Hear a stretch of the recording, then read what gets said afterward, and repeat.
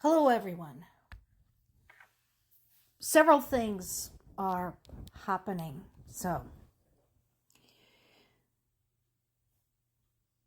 We know now that Russia's finance officials have already warned Putin that his war spending is not sustainable. To which he replied that he wants to cut costs elsewhere, except there is nowhere left to cut. The only other answer he had was to basically raise prices on everything. So that is going to obviously affect everybody living in Russia today. As that happened, Russia demanded access to the investigation of the Russian drones striking an apartment building in Romania and wounding 2 people. Romania, please, I'm begging you, say no. You know whom you're dealing with. Romania has been part of the socialist bloc for a long time. You remember all of this, guys. No. Just no. And Ukraine had hit Russia's Ilsky oil refinery once again for the 16th time now since the start of the war. This particular refinery is located approximately 500 kilometers or 310 miles from the Ukrainian-controlled territory. So it's one of the largest in southern Russia, producing nearly 6.6 million tons of fuel annually. And now it's another oil facility that is severely impaired.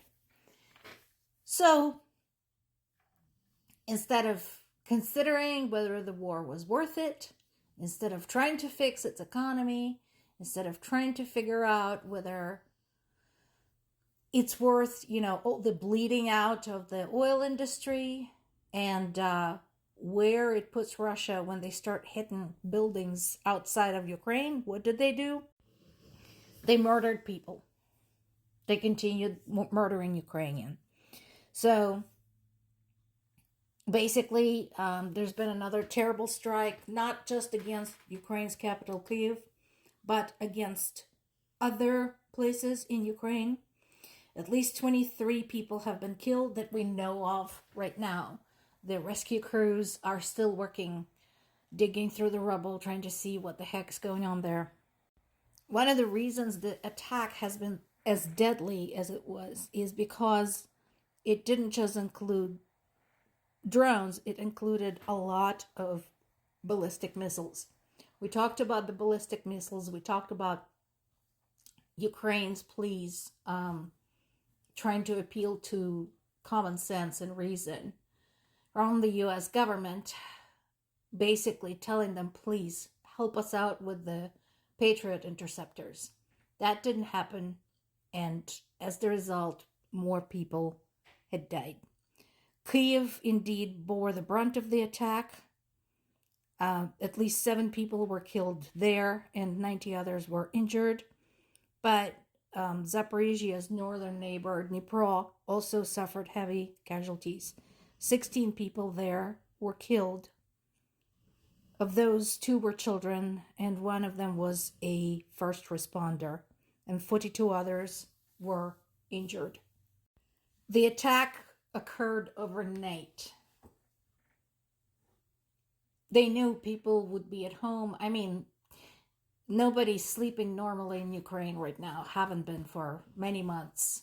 But, at least people would try to, keep their kids on some kind of normal sleep schedule. So they knew people would be at home with their families, with their children. And that's when they struck.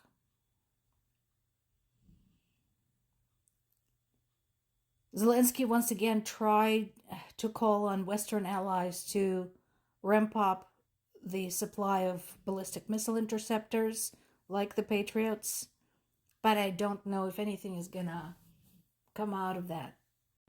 This particular attack included 73 cruise ballistic and hypersonic missiles and 656 drones. So they were able to bring down 40 missiles and 602 drones, which is good news. But that still left 30 ballistic missiles, 3 cruise missiles, and 33 drones to strike 38 locations.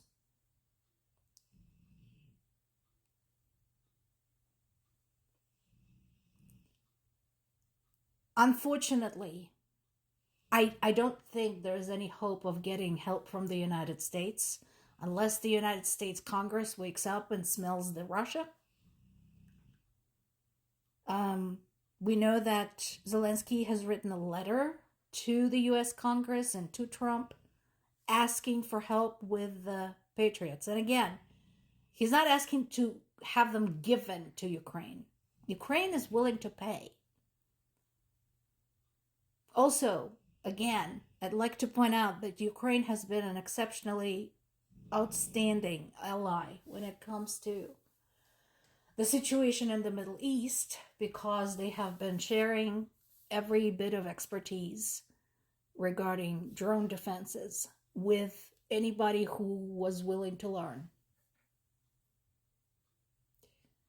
So, once again, as EU had agreed to speed up Ukraine's ascension to the Union a little bit, and there is right now no talk about NATO membership, I invite all of the members of the European Union and of NATO to consider, based on the actions, who is the better ally? Whom do you want watching your back? More to come.